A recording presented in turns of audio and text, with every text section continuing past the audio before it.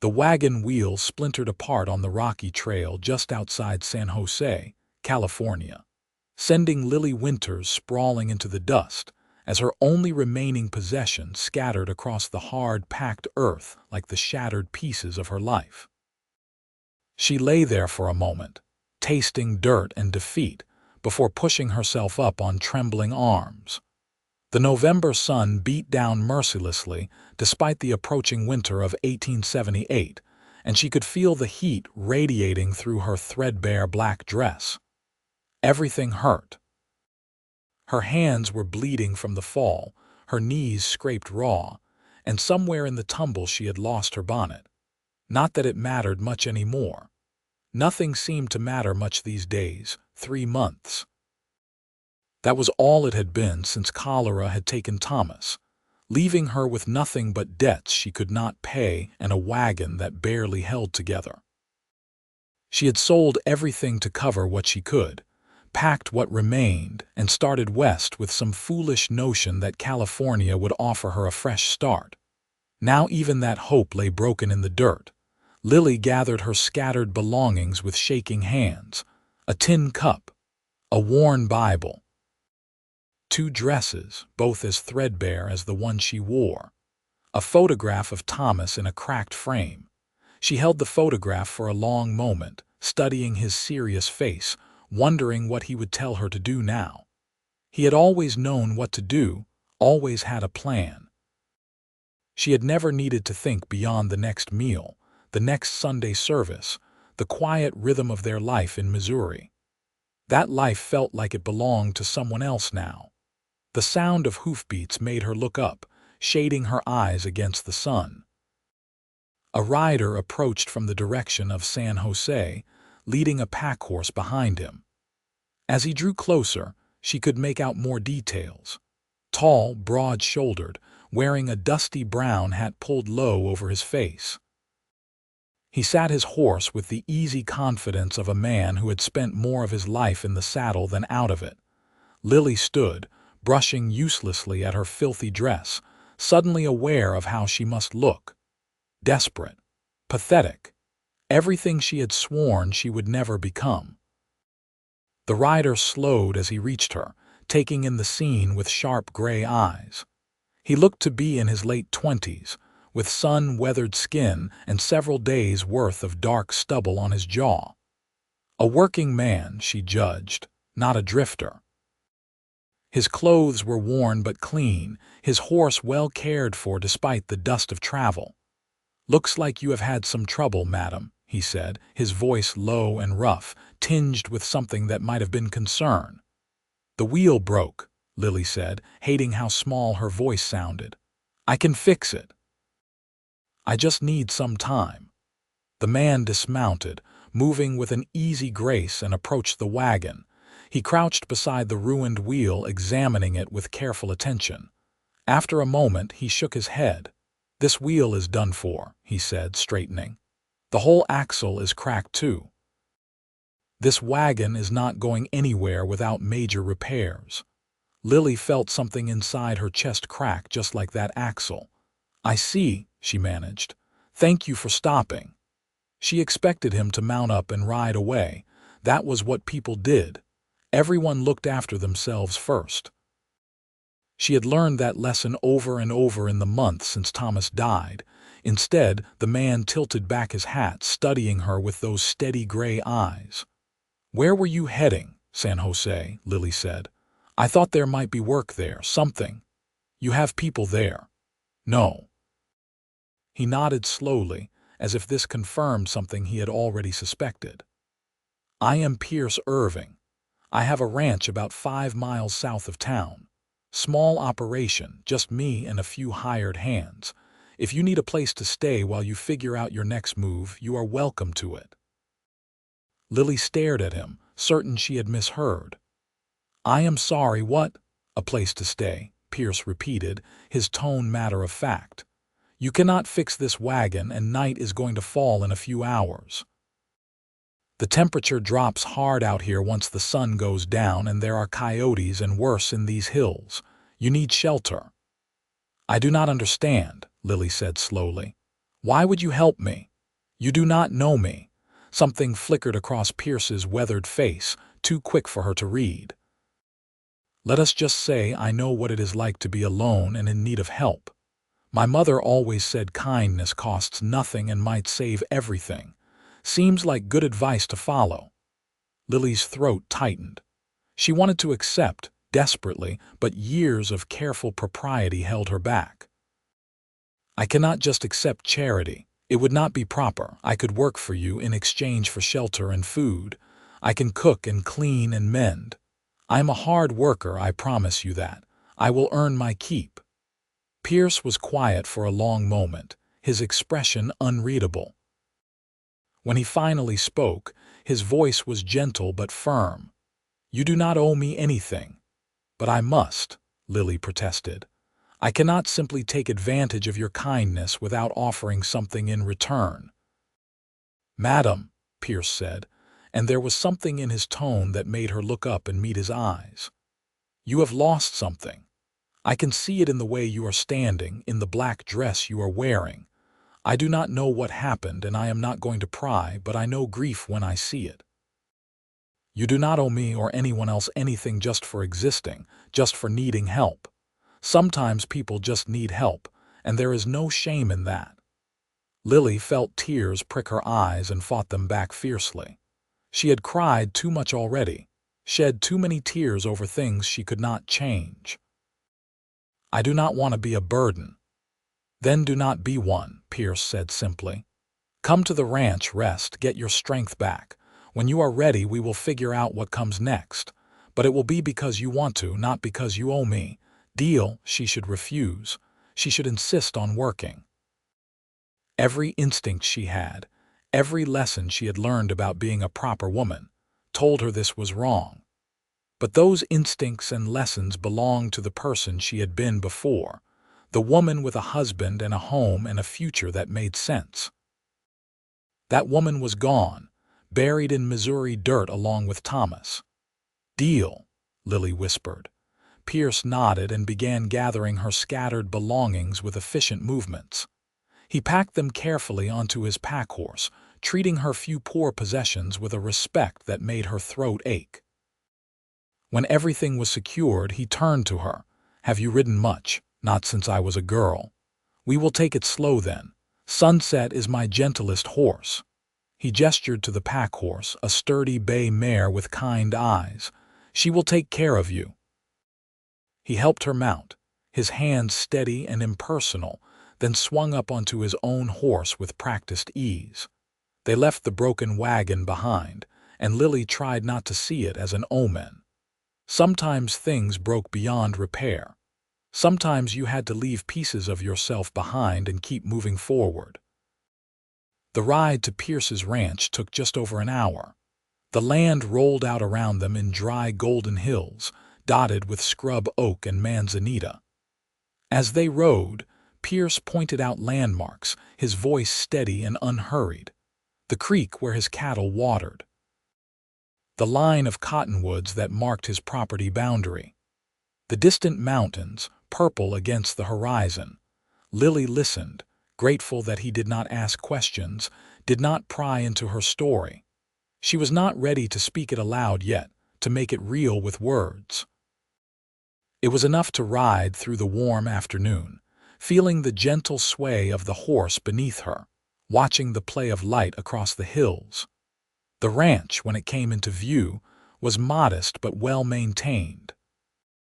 A simple house with a covered porch, a barn, a corral with several horses, and a bunkhouse for the ranch hands. Everything looked sturdy and cared for, built to last.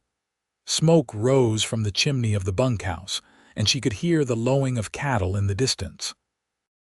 Two men emerged from the barn as they rode up, both weathered and sun-dark, with the lean build of men who worked hard for their living. They watched with open curiosity as Pierce helped Lily dismount. "Boys, this is Mrs. Winters," Pierce said, his tone brooking no nonsense. "She will be staying in the house for a while as my guest. I expect you to treat her with respect." The older of the two men, gray-haired and bow-legged, nodded. "Yes, sir, Mr. Irving." "Madam." He touched his hat to Lily. "This is Jack," Pierce said, gesturing to the gray-haired man, "and that is Sam." The younger man, probably not much past 20, also nodded respectfully. "They are good men and they will not bother you, but if you need anything and I am not around, they can help." He carried her belongings into the house, and Lily followed, acutely aware of the two ranch hands watching. She wondered what they thought, what assumptions they were making. A widow alone with a bachelor rancher. She could imagine the talk that would cause in town. But when she stepped inside the house, all such thoughts fled. The interior was clean and simply furnished, with whitewashed walls and wooden floors. A stone fireplace dominated one wall of the main room, with a worn but comfortable-looking sofa and two chairs arranged before it. Through an open doorway she could see a kitchen with a cast-iron stove, a solid wooden table, and shelves lined with dishes and provisions. "There are 2 bedrooms," Pierce said, setting her belongings down carefully. "I use the one on the left. The one on the right belonged to my mother before she passed 2 years back. You can have it for as long as you need it."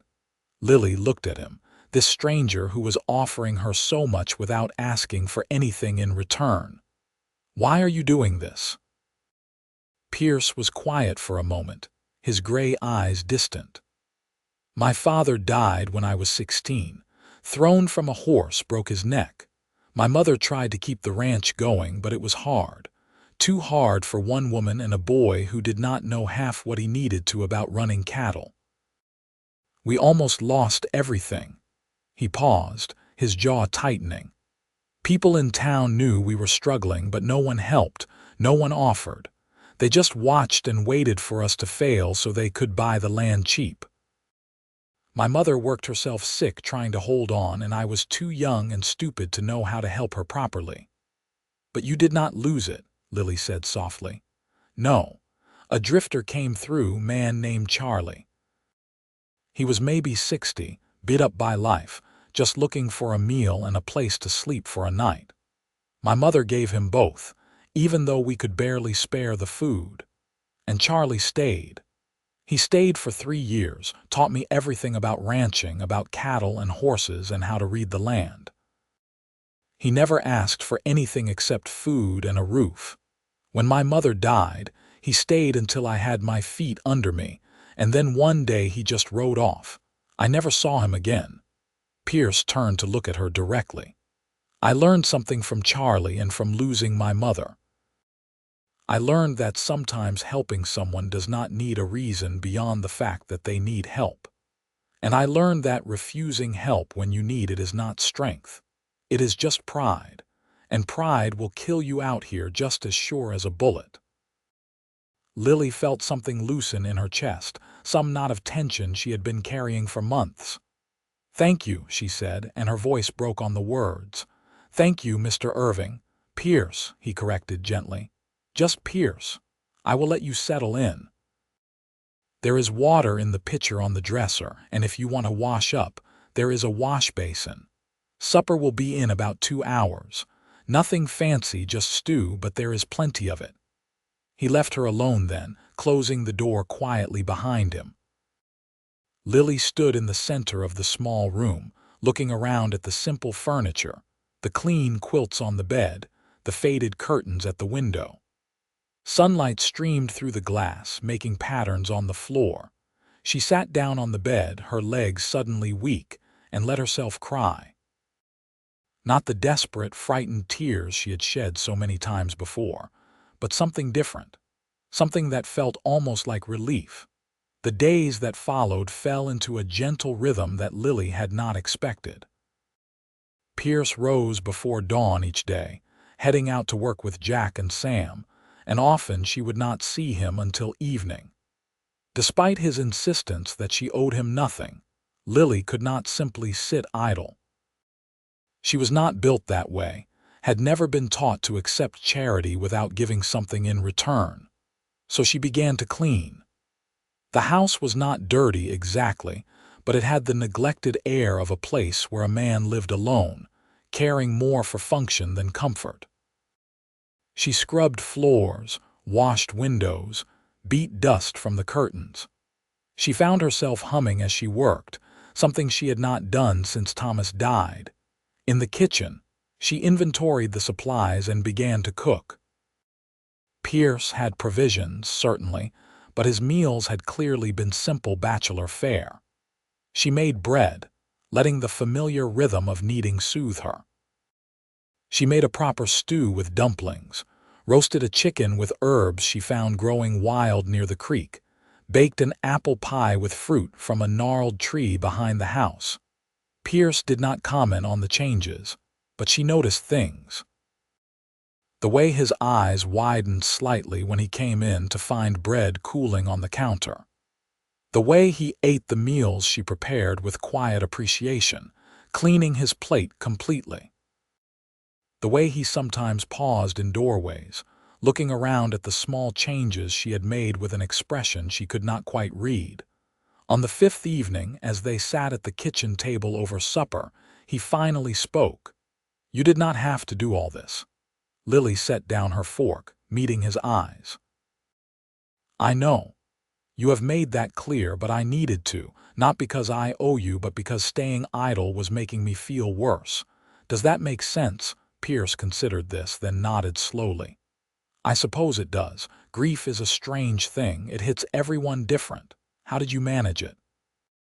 Lily asked. "When your mother died," he was quiet for a long moment, his fingers tracing the grain of the wooden table. "Poorly at first. I worked myself near to death, dawn to midnight every day. Thought if I just kept moving, kept busy, the pain would not catch up with me. Charlie finally sat me down and told me I was being a fool. He said grief is not something you can outrun or work away. You have to feel it, sit with it, let it have its time. Otherwise, it just festers inside you, turns into something poisonous." That sounds wise. Charlie was a wise man. Pierce looked up at her. "You do not have to tell me your story if you do not want to, but if you need to talk, I am a decent listener." Lily took a breath, surprised to find that she did want to talk. "His name was Thomas. We met at church in Missouri, married when I was 19 and he was 22. He was a good man, steady, reliable. He worked as a clerk in a general store, and we had a small house on the edge of town. It was not much, but it was ours." The words came easier than she expected, flowing like water from a cracked dam. She told him about their quiet life, about the garden she had tended, about their plans to maybe one day have children. She told him about the cholera that swept through town last summer, about watching Thomas weaken day by day, helpless to stop it, about the debts from the doctor and the medicine, about selling everything to pay what she could, about the judgment in people's eyes when she failed to pay it all. "I could not stay there," she finished. "Everyone looked at me with pity or suspicion, whispered when I walked by. Some people suggested I remarry quickly, as if I could just replace Thomas like a broken dish. Others implied I must have done something wrong, must have failed him somehow. I just needed to go somewhere where no one knew me, where I could breathe without feeling like I was drowning." Pierce listened to all of it without interrupting, his gray eyes steady and calm. When she finished, he nodded slowly. "That took courage," he said. "Leaving everything behind, heading into the unknown. A lot of people would have just stayed, let the town crush them down. It did not feel like courage, it felt like running away. Sometimes running away is the bravest thing you can do." Pierce stood and began clearing the dishes. "And for what it is worth, I am glad you ended up here." Something warm unfurled in Lily's chest at those words. She helped him with the dishes, their hands occasionally brushing in the soapy water, and for the first time in months, she felt something other than grief and fear. She felt the stirring of possibility. The weeks passed, November giving way to December. The weather turned colder, though nothing like the harsh Missouri winters Lily had known. Rain came, turning the hills green almost overnight, and the creek behind the house swelled and rushed. Pierce and his men worked long hours moving cattle to higher ground, repairing fences damaged by the rain, and preparing for winter. Lily settled into the rhythm of the ranch, learning its routines and seasons. She began to venture out more, exploring the land around the house. She found wild herbs and showed Pierce how to make them into remedies for common ailments. When Sam came down with a bad cold, she nursed him back to health with hot soup and poultices, earning his lifelong gratitude. Jack, the older ranch hand, began teaching her about the horses. She learned their names and personalities, learned how to approach them, how to brush them down, how to check their hooves for stones. There was a young mare, barely broken, that had a nervous temperament, and Lily found herself drawn to the skittish animal. "That is Juniper," Jack told her. "Boss bought her cheap because she is flighty. Cannot get close to her most days. She has been hurt before, I think, afraid of just about everything." Lily began spending time near Juniper's stall, not trying to touch her, just sitting nearby and talking softly. She understood fear and skittishness, understood what it was like to be wounded and wary. Gradually, over days and then weeks, the mare began to relax in her presence. One morning, Juniper finally came close enough to lip an apple from Lily's outstretched hand, her dark eyes still watchful but less afraid. Pierce witnessed this small triumph, leaning on the stall door with a slight smile. "You have a gift," he said. "I just understand her," Lily replied, stroking Juniper's soft nose. "Sometimes the scared ones just need patience and proof that not everyone will hurt them." He looked at her for a long moment, something unreadable in his expression. "That is true of people too, I think." As Christmas approached, Lily felt the familiar ache of memories. Last Christmas, Thomas had still been alive. They had attended the church service, eaten a simple dinner together, exchanged modest gifts. It had been ordinary and perfect in its ordinariness. Now she was here, hundreds of miles from everything she had known, living in the home of a man she had met only weeks ago. She found herself watching Pierce more closely as the days passed, noticing things about him. The way he always checked on his horses before heading inside at night. The way he was patient with Sam, who was still learning, never harsh even when the young man made mistakes. The way he sometimes stood on the porch at sunset, watching the light fade from the sky with an expression of quiet contentment.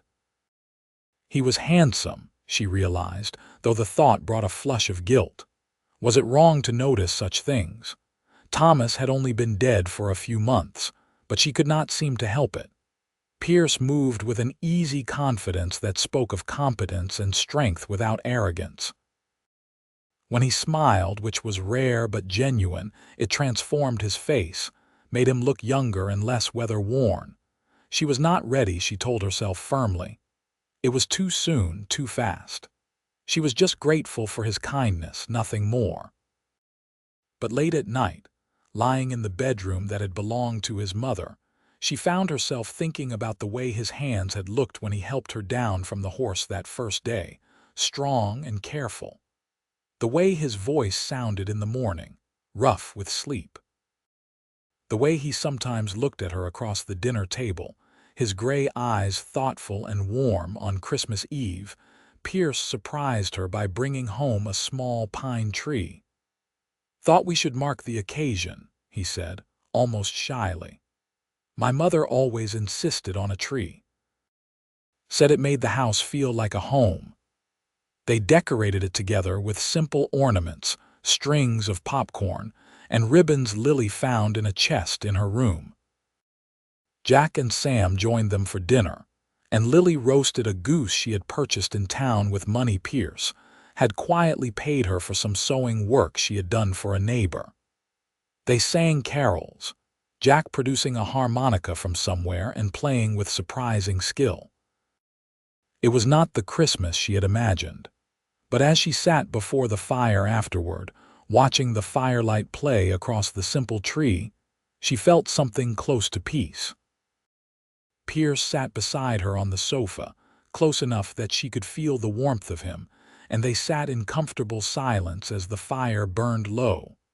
"Thank you," she said quietly, "for all of this, for giving me a place when I had nowhere else to go." Pierce turned to look at her, and in the firelight his eyes were very dark. "You have given me something too. This house has felt like a home again since you came. I did not realize how much I missed that until now." Their faces were very close. Lily could see the fine lines at the corners of his eyes, the stubble on his jaw, the shape of his mouth. Her heart was beating very fast. She knew she should move away, put distance between them, but she could not seem to make herself do it. "Lily," Pierce said, his voice low and rough, "I need to tell you something. These past weeks, having you here, I've started to feel things I did not expect to feel. I know it is too soon. I know you are still grieving, and if I am reading this wrong, just tell me and we will never speak of it again. But I have to say it. I think I am falling in love with you." Lily's breath caught. She had not expected such directness, such honesty. "Pierce, you do not have to say anything back," he said quickly. "I just needed you to know. And I need you to know that regardless of your answer, you always have a place here. That does not change. You do not owe me anything, not your feelings, not anything. I just wanted to be honest with you." She looked at him, this good man who had saved her without asking for anything in return, who had given her shelter and space and time to heal. And she realized that what she felt was not just gratitude. Somewhere in the quiet days and shared meals, somewhere in the comfortable silences and small kindnesses, she had begun to heal. And in healing, she had begun to feel again. "I love Thomas," she said slowly. "I will always love him in a way, but he is gone and I am still here. I am still alive. And these past weeks with you, I have started to feel alive again, not just surviving but actually living. I do not know if what I am feeling is love yet, but it is something real and good. And I would like to see where it goes if you are willing to be patient with me." Pierce reached out slowly, giving her time to pull away, and took her hand. His palm was calloused and warm, his grip gentle. "I can be patient. I am a rancher. Patience is part of the job." She laughed, a real laugh, and squeezed his hand. "Then yes, let us see where this goes." He smiled, that rare, full smile that transformed his face, and lifted her hand to his lips, pressing a gentle kiss to her knuckles. It was chaste and old-fashioned and perfect. They sat together before the fire as it burned down to embers, hands clasped, not speaking, just being present with each other. Outside, a light rain began to fall, pattering against the windows, and somewhere in the darkness, a coyote howled. But inside, the house was warm and safe, and for the first time since Thomas died, Lily felt like she might actually have a future worth living. The new year arrived with clear skies and bright sunshine. Pierce took Lily into San Jose, and they walked through the town together. It was small by Eastern standards, but thriving, with shops and a church and several saloons. People nodded to Pierce respectfully, and Lily saw curiosity in their eyes as they looked at her, but no judgment.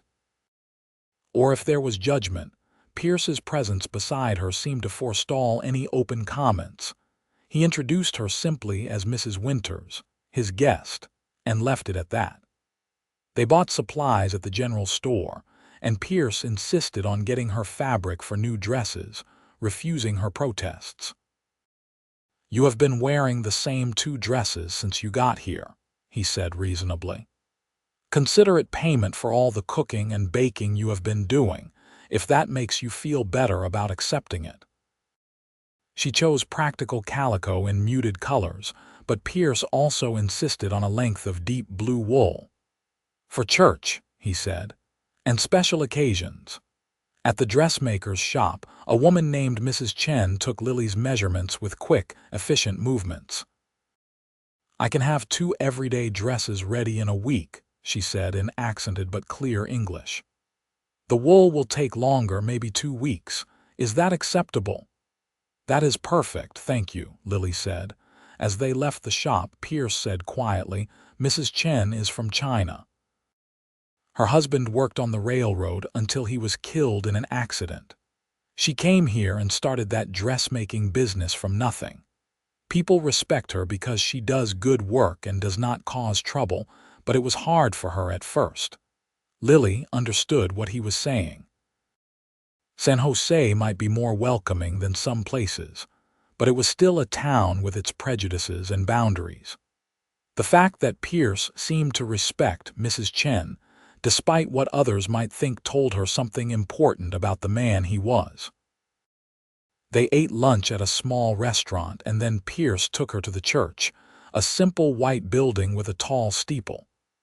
The pastor, Reverend Matthews, was a middle-aged man with kind eyes and a firm handshake. "Pleased to meet you, Mrs. Winters," he said warmly. "Mr. Irving here is one of our most reliable congregants. Any friend of his is welcome here." "I was hoping I might be able to contribute some time," Lily said. "I understand you have a charity program for widows and families in need. I would like to help if I can." Reverend Matthews's face lit up. "That would be wonderful. We always need volunteers. The need is great, and our resources are limited." They made arrangements for Lily to come in twice a week to help sort donations and prepare food baskets. As they left the church, Pierce looked at her with open admiration. "That was kind of you." "I know what it is like to need help," Lily said simply. "If I can give that to someone else, I should." The weeks passed quickly after that.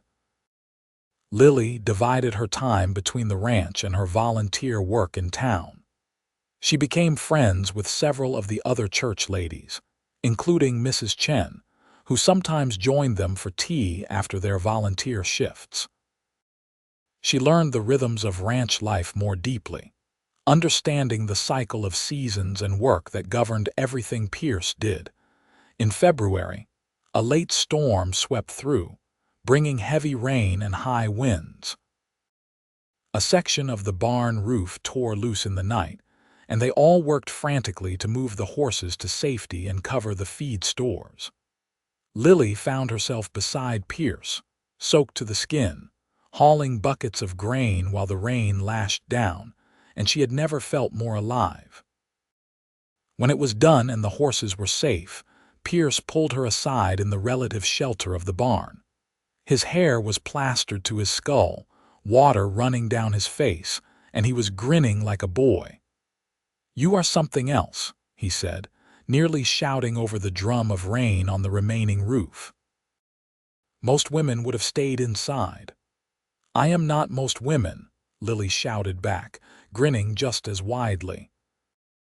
He kissed her then, quick and hard and tasting of rain, and then they were both laughing, giddy with exhaustion and relief and something else, something bright and warm that had nothing to do with the storm. March brought wildflowers, carpeting the hills in purple and gold. Pierce took Lily riding, just the two of them, out into the rolling grasslands. They followed the creek upstream, past the boundaries of his property, into wilder country. She rode Juniper, who had become her horse in everything but name, responding to her gentle guidance with trust and willingness. They stopped in a meadow filled with poppies, and Pierce spread a blanket. They ate the lunch Lily had packed and lay side by side, watching clouds drift across the impossibly blue sky. "Tell me about your dreams," Pierce said. "What did you want from life before everything changed?" Lily thought about it carefully. "I wanted what most women want, I suppose. A home, a family, security. Thomas and I talked about having children, but it never happened. Sometimes I wonder if that was a blessing, given how things turned out. At least there are no orphans to mourn him." "Do you still want children?" "I do," Lily said slowly. Someday, with the right person. She turned her head to look at him. What about you? What are your dreams? Pierce was quiet for a long moment. I want to build something that lasts, something my children and their children can inherit. I want to look at this land and know I took care of it, that I left it better than I found it. And I want someone to share it with, someone who understands why it matters. That is a good dream, Lily said softly. He rolled onto his side, propping himself up on one elbow to look down at her. Lily, I know we have only known each other a few months. I know that is not long by some standards. But out here, time moves different. Life is harder and shorter and more uncertain. So when you find something real, something true, you do not let it go just because it has not been long enough by someone else's measure. Lily's heart was pounding. She knew what he was going to say, could see it in his eyes, and she realized she wanted him to say it. I love you, Pierce said, his voice steady and sure. I love your strength and your kindness and the way you hum when you are cooking. I love that you are not afraid to get your hands dirty, that you treat my ranch hands with respect, that you saw something worth saving in a scared horse. I love who I am when I am with you, and I want to spend the rest of my life with you if you will have me. He reached into his pocket and pulled out a ring. It was simple, a gold band with a small diamond, clearly old. This was my mother's, he said. She would have liked you. She would have approved. Lily sat up, her eyes stinging with tears. Pierce, I know it is fast, he said quickly. I know people will talk, but I do not care what people think. I care about you, about us, about the life we could build together. Will you marry me, Lily? She looked at him, this good man who had saved her without asking for anything in return, who had given her time and space to heal, who looked at her like she was something precious. She thought about Thomas, about the life they had shared, and she felt the old grief rise up. But it was gentler now, more like an ache than a wound. Thomas was gone, and she would always carry a piece of him with her, but she was still here, still alive, and she had been given an unexpected second chance at happiness. Yes, she said, and watched joy transform his face. Yes, I will marry you. He slipped the ring onto her finger and it fit perfectly as if it had been made for her. Then he was kissing her, deep and slow and sweet, and she wrapped her arms around him, holding tight to this new future, this unexpected gift. They married in April, in the small white church in San Jose, with Reverend Matthews officiating. Jack and Sam stood up as witnesses, both of them scrubbed clean and wearing their best clothes, grinning like fools. Mrs. Chen and several of the church ladies attended, and to Lily's surprise, many of the townspeople came as well, curious perhaps, but also genuinely happy for Pierce.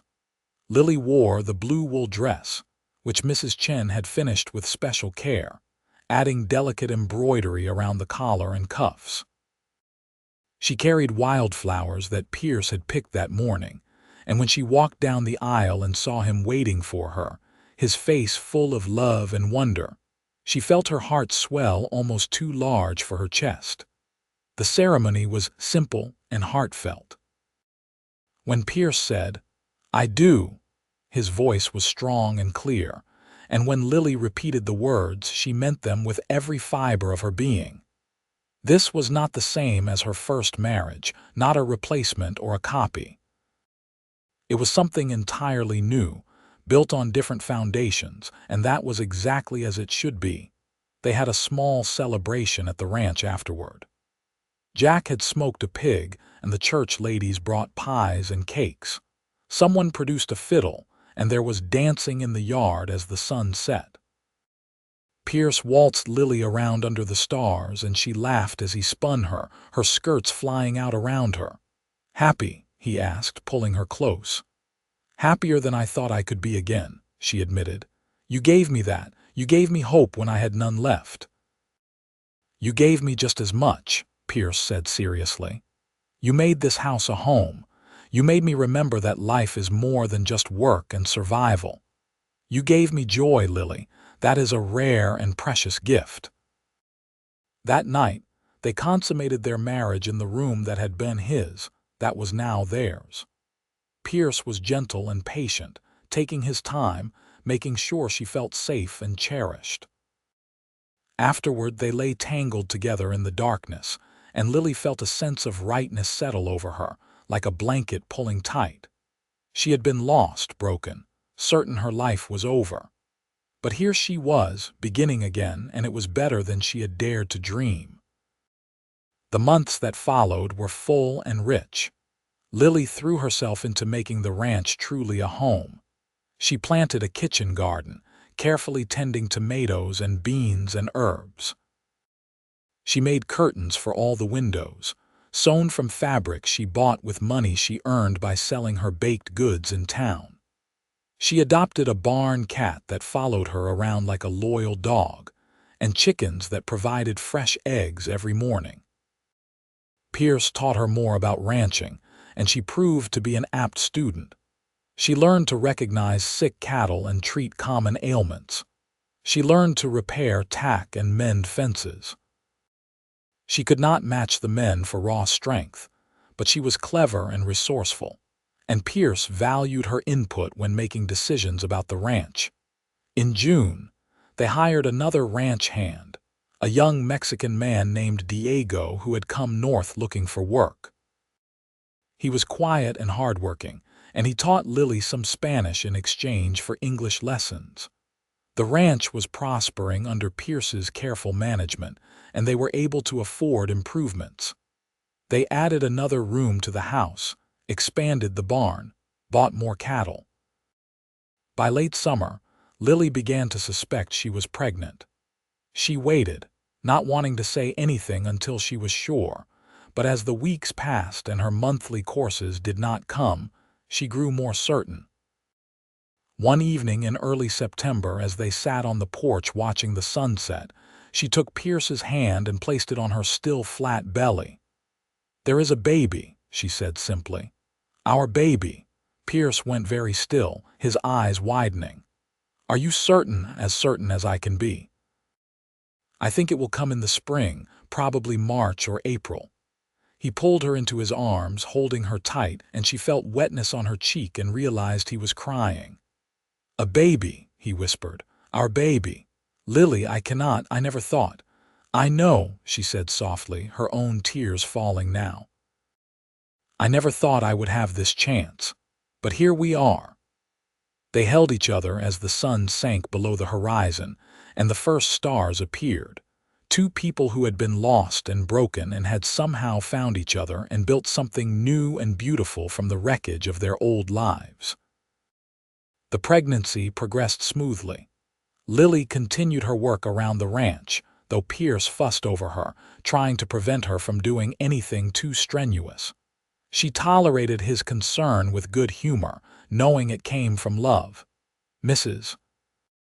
Chen and the church ladies rallied around her, bringing gifts and advice and offering to help when the time came. In October, they held a harvest celebration at the ranch, inviting all their friends and neighbors. Jack and Sam had built long tables in the yard, and everyone brought food to share. There was music and dancing, and Pierce announced publicly that they were expecting a baby in the spring. The congratulations and well wishes warmed Lily's heart, and she looked around at these people who had become her community, her family, and felt blessed beyond measure. Winter came, mild by Missouri standards, but still cold enough to bring frost and occasional rain. Lily sewed baby clothes by the fire while Pierce read aloud from the newspaper or from books borrowed from the pastor.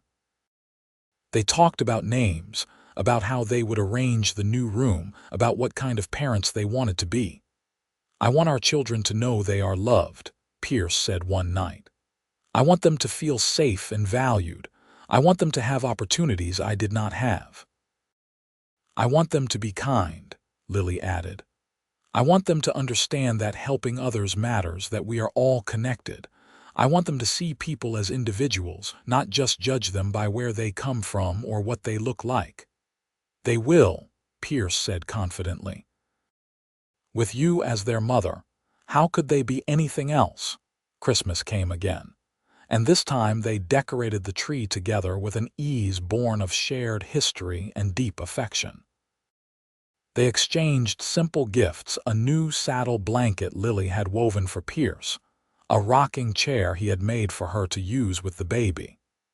They attended the Christmas Eve service at church, and when they sang the carols, Lily thought about how much had changed in a single year.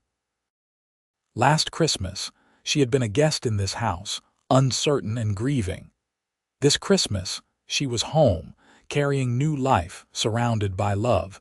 January and February passed in a blur of preparation. The baby's room was finished and furnished with a cradle Pierce built himself. Lily washed and folded tiny clothes, marveling at how small they were.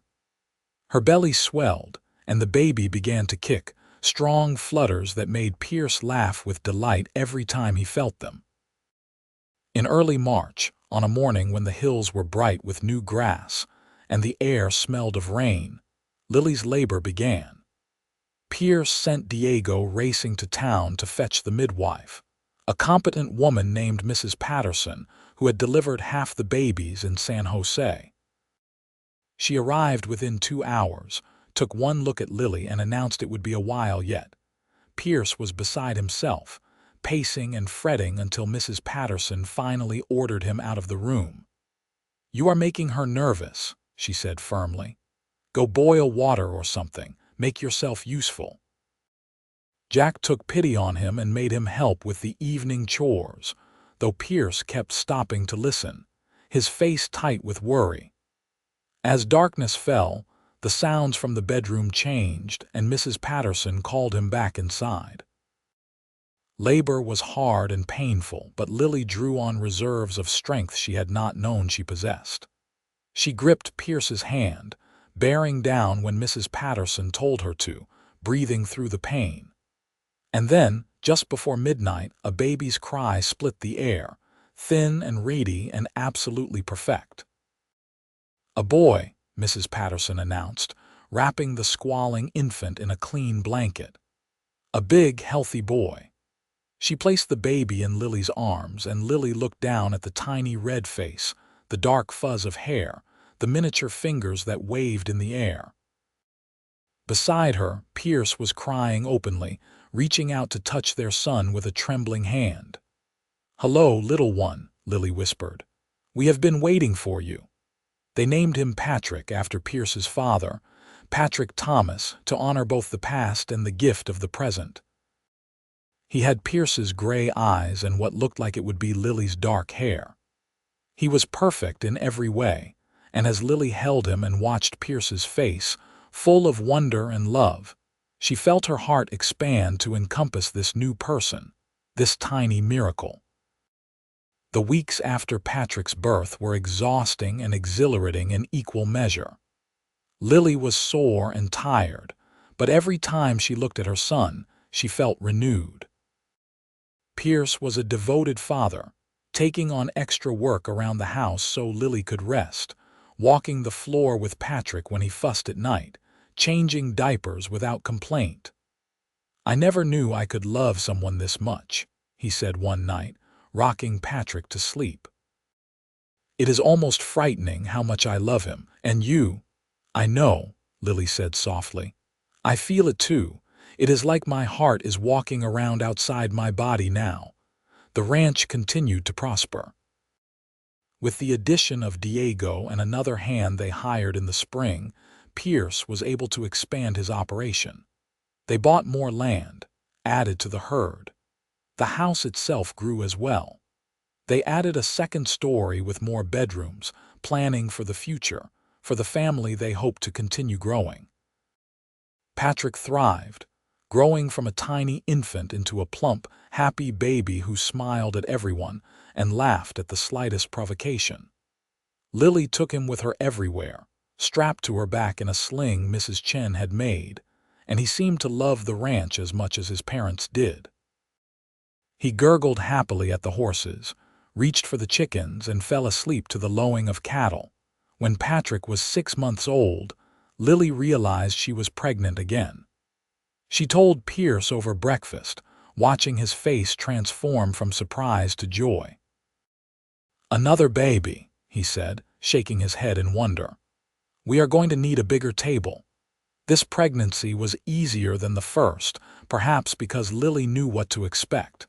She continued her work around the ranch, Patrick riding along as she went about her chores. In February of 1880, she gave birth to a daughter they named Emma Rose. Emma had Pierce's dark hair and Lily's green eyes, and she was quieter than Patrick had been, content to observe the world with solemn attention. With 2 babies, the house was full of noise and chaos and love. Pierce hired a young woman from town, Sarah, to help with the housework and the children, giving Lily more time to help with the ranch. She discovered she had a talent for the business side of things, keeping the books, negotiating prices with buyers, planning for the future. The years passed quickly, marked by the changing seasons and the growth of their children. Patrick grew into a sturdy, adventurous boy who followed his father everywhere, learning about horses and cattle and the land. Emma was quieter and more thoughtful, but she had a stubborn streak that sometimes surprised them both. In 1882, they welcomed another son, Michael, and in 1884, a daughter they named Grace. The ranch expanded with the family. They bought adjacent properties as they became available, eventually controlling a substantial spread of land. Pierce hired more men, and the original bunkhouse was expanded and improved. Jack retired but stayed on, becoming a beloved grandfather figure to the children. Sam married a girl from town and moved into a house Pierce helped him build on the edge of the property. Through it all, Pierce and Lily's love deepened and matured. They had their disagreements. Certainly no marriage was perfect, but they had learned to talk through their problems, to listen to each other, to compromise. They made time for each other despite the demands of ranch and family, stealing moments alone when they could, reminding themselves that they were not just parents and partners, but lovers and friends. In the spring of 1887, when Patrick was almost 10 and Grace was 3, Lily stood on the porch of their home and looked out over the land. The hills were green with new growth, wildflowers splashing color everywhere. She could hear the children playing in the yard, Patrick teaching Emma to rope a fence post while Michael and Grace made mud pies. Pierce was out with the men, checking on the new calves, but he would be home soon, and they would all sit down to dinner together. She thought about the woman she had been 9 years ago, broken and desperate, her wagon wheels splintering on a dusty road. That woman had been certain her life was over, that she had nothing left to hope for. And now look at her. She had a husband she loved deeply, 4 beautiful children, a home that was truly hers, a community that valued her, and work that gave her purpose. Pierce rode up as the sun was setting, dismounting with the easy grace that still made her heart flutter after all these years. He climbed the porch steps and pulled her into his arms, kissing her soundly. "Good day," he asked. "The best," Lily said and meant it. "They are all the best now." He smiled, that rare full smile that still transformed his face, and together they watched their children play in the golden light. They had both been lost once, both been broken. But they had found each other and built something beautiful from the wreckage. They had made a home, a family, a life worth living. "You know," Pierce said quietly, "I sometimes think about that day I found you on the road. What would have happened if I had just ridden past, if I had not stopped to help?" "But you did stop," Lily said. "That is the point. You stopped and you helped and you asked for nothing in return. You gave me the space to heal and the time to find myself again. You showed me that I was worth saving. You were always worth saving," Pierce said seriously. I just gave you a place to remember that. Lily leaned into him, feeling the solid warmth of his body, the steady beat of his heart. We saved each other, I think. We gave each other a reason to keep going, to keep building, to keep hoping. I love you, Lily Irving, Pierce said, using her married name, the name she had carried for almost 9 years now. I will love you until my last breath and beyond. I love you too, Lily said. More than I ever thought it was possible to love someone. You are my home, Pierce. You and our children and this life we have built together. This is everything I never dared to dream of. They stood together as the stars began to appear, two people who had lost everything and found it all again in each other. Behind them, the house glowed with warm light, and inside, their children laughed and played, safe and loved and secure. Around them, the land stretched out in rolling hills and green grass, marked by their hard work and careful stewardship. Above them, the sky spread vast and infinite, full of possibilities. In the years that followed, they would face challenges.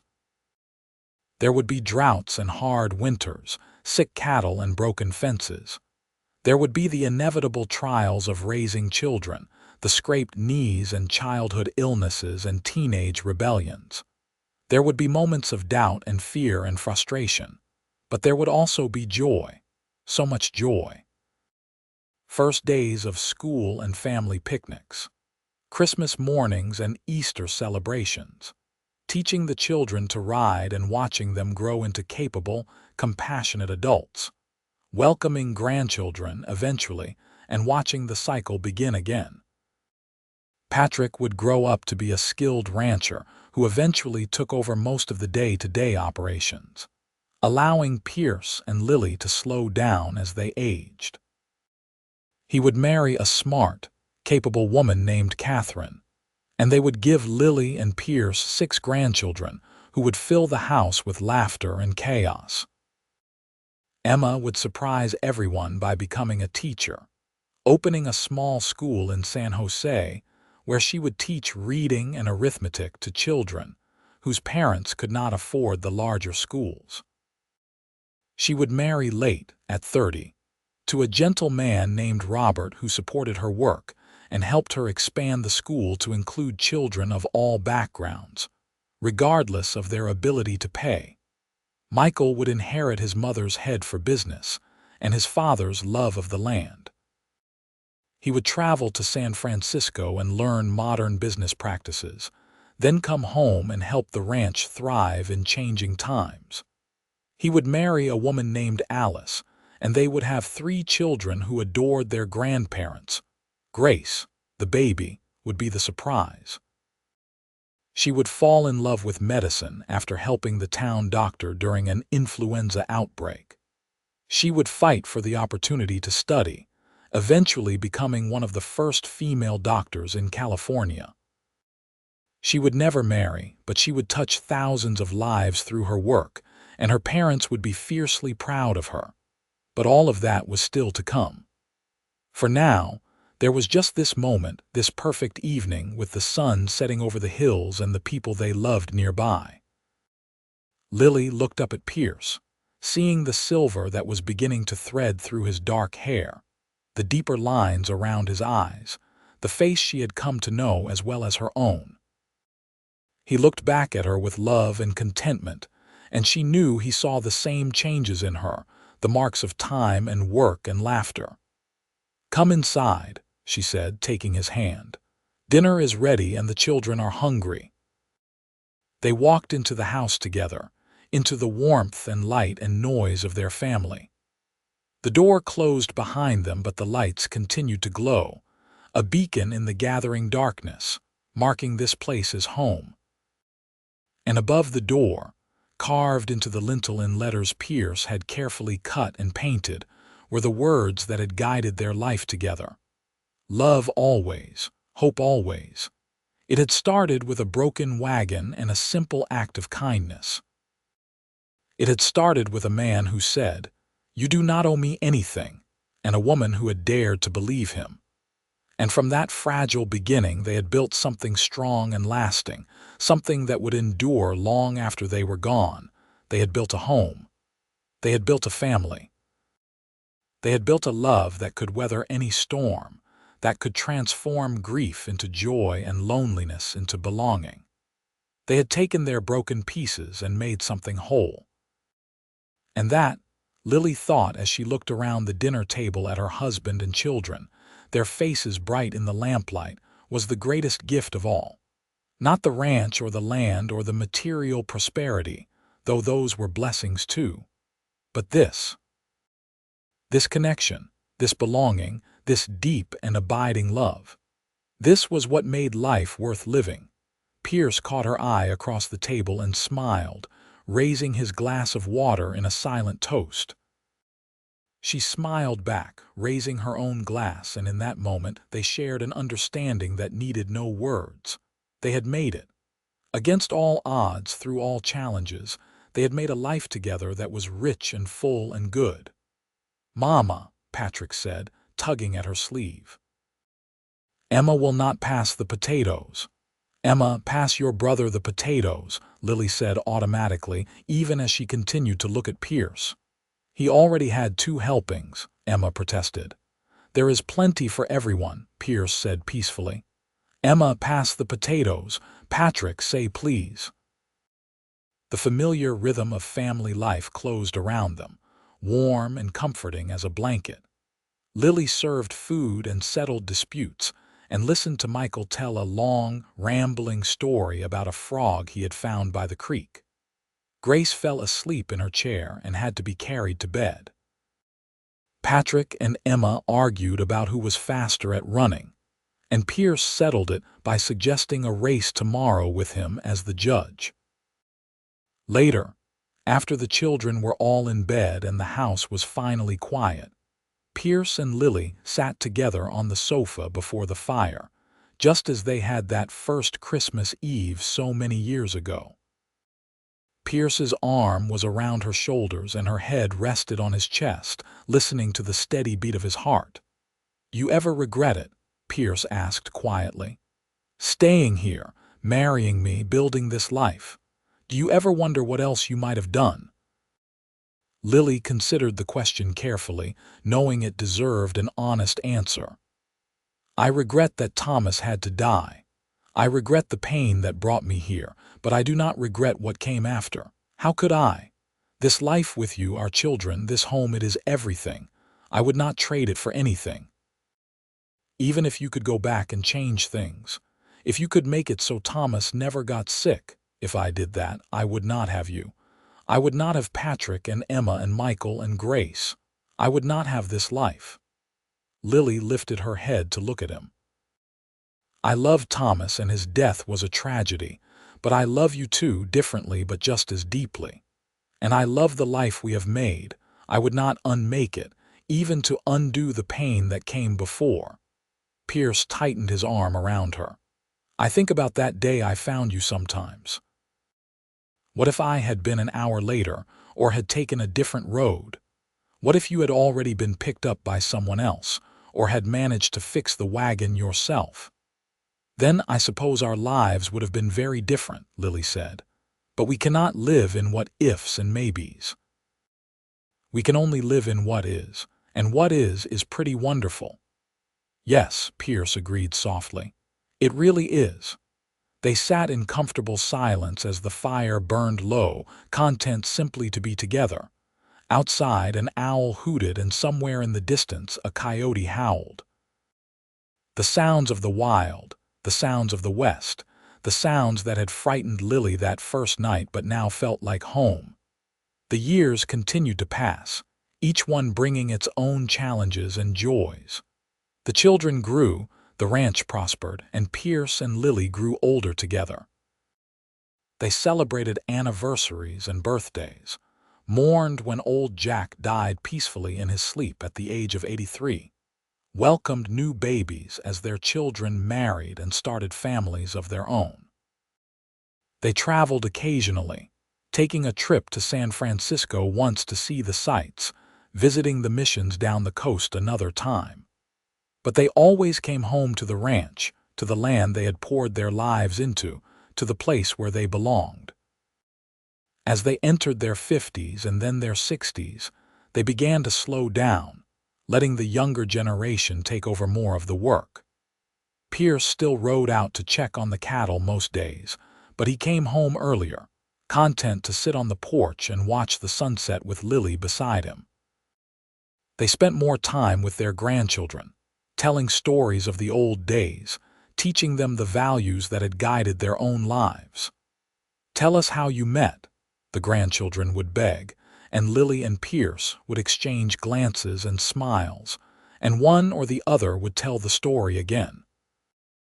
About the broken wagon and the cowboy who stopped to help, about the widow who offered to work for shelter and the man who said, "You do not owe me anything."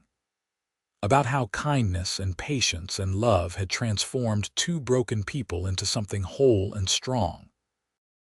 The grandchildren never tired of the story, and neither did Lily and Pierce. It was their story, the foundation of everything they had built, and it was worth telling again and again. On their 30th wedding anniversary, their children threw them a party. The whole town seemed to turn out, filling the ranch with noise and laughter. There were speeches and toasts, food and music and dancing. Pierce and Lily stood in the center of it all, his arm around her waist, her head on his shoulder, watching their family and friends celebrate the life they had built together. 30 years, Pierce said, shaking his head. "Seems like yesterday and a lifetime ago all at once." "The best 30 years of my life," Lily said firmly. "Well, except for those first few months when I was learning to cook for a bachelor rancher, and he kept pretending everything I made was delicious even when it clearly was not." Pierce laughed. "That stew you made the first week was pretty terrible. You ate 3 bowls. I was trying to be polite, and I was hungry. I am always hungry." They were both laughing now, and around them their family watched with affection and joy, seeing in them the model of what a marriage could be. Not perfect, never perfect, but real and true and lasting. As the sun set on that anniversary celebration, Patrick stood up to make a speech. He was 40 now, with silver in his hair and his father's steady gray eyes. He looked around at the assembled crowd, then focused on his parents. "Most people know the story of how my parents met," he said. "About the wagon wheel that broke and the cowboy who stopped to help. But what they might not know is what that kindness meant, not just to my mother but to all of us. My father could have just ridden past. It would have been easier, simpler. He had his own problems, his own work to do. But he stopped and he helped, and he asked for nothing in return. He gave my mother the space and time to heal, to find herself again, to discover that she was strong enough to start over." Patrick paused, his voice thick with emotion. "And in doing so, he gave all of us life. Every person here who is their child or grandchild exists because of that one act of kindness on a dusty road in 1878. That is the legacy they have given us, not just the ranch or the land or any material things, but the example of what it means to help someone simply because they need help. To offer kindness without expecting anything in return. To see someone at their lowest and offer them not pity but respect and a chance to rebuild." There was not a dry eye in the crowd as Patrick finished his speech. Lily was crying openly, and Pierce pulled her close, his own eyes wet. Their children and grandchildren surrounded them, hugging them, thanking them, celebrating them. "We were just 2 broken people who found each other," Lily said, her voice shaking. "That is all, 2 broken people who decided to try again." "That is everything," Emma said firmly. "You taught us that breaking does not mean you are finished. You taught us that there is always a chance to start over, to build something new from the wreckage. You taught us to be kind, to help others, to see value in every person regardless of where they come from or what they have lost. That is the greatest gift parents can give their children." As the celebration wound down and the guests departed, Pierce and Lily found themselves alone on their porch once more, watching the stars come out. They were older now, their hair silver, their faces lined with the years, their bodies not as strong as they once had been. But their love was undiminished, perhaps even stronger for having weathered 3 decades of storms and calms, trials and triumphs. "I would do it all again," Pierce said quietly. "Every moment, every challenge, every joy, I would choose you again and again and again." "So would I," Lily said, taking his hand. "Every single time." They sat together as the night deepened, two people who had found each other against all odds and built a life that mattered. The ranch around them was quiet, the cattle settled for the night, the horses dozing in their stalls. Inside the house, their children and grandchildren were preparing for bed, continuing the legacy of love and family that Pierce and Lily had begun all those years ago. And on the dusty road outside San Jose, the road where a wagon wheel had once broken and changed 2 lives forever, a new traveler might be passing, might be struggling, might be in need of help. And if they were lucky, very lucky, they might find someone willing to stop, to offer kindness without condition, to say, "You do not owe me anything." Because that was the legacy Pierce and Lily had created, not just for their children but for everyone their lives touched. The understanding that kindness was not a transaction but a gift, that helping others was not something that required repayment but simply the right thing to do, that every person had value and deserved respect, and a chance to start over. As they finally rose to go inside, Pierce paused to look out over his land one more time. The land he had worked so hard to build into something lasting, something that would endure for generations. But he knew now that the land was not his real legacy. His real legacy was sitting beside him, was sleeping in the house, was scattered across California living their own lives and raising their own families. His real legacy was love. The love he had given Lily when she needed it most. The love they had built together, day by day, year by year. The love they had given their children, teaching them by example what it meant to be good people, to value kindness and compassion and integrity. That was what would last, long after the ranch was gone, long after they were forgotten. That love, passed down through generations, would continue to ripple outward, touching lives they would never know, creating good in ways they could never measure. "Come on, Cowboy," Lily said, smiling up at him. "Let us go to bed. Tomorrow will be here before we know it." Pierce smiled back, taking her hand, and together they walked into their home. The door closed behind them, the lights went out one by one, and the ranch settled into peaceful darkness. Above, the stars wheeled in their ancient dance, and the land slept, cradled between the mountains and the sea. It was a good life. A simple life by some standards, perhaps, but rich in all the ways that mattered. And when Pierce and Lily finally passed, years later, dying within months of each other as couples who have truly loved sometimes do, they left behind a legacy that would endure. Children who carried their values forward. Grandchildren and great-grandchildren who would tell their story. A ranch that would remain in the family for generations. And countless lives touched by their example of kindness and compassion and unwavering love. The widow had offered to work for shelter, desperate and afraid. The cowboy had said, "You do not owe me anything," and meant it. From that simple exchange had come everything that mattered. A love that transformed 2 broken people into something whole. A family that carried that love forward. A legacy that would never die. And on quiet evenings, when the grandchildren gathered on the porch of the old ranch house, someone would inevitably ask for the story again. The story of how it all began, with a broken wagon and an act of simple kindness.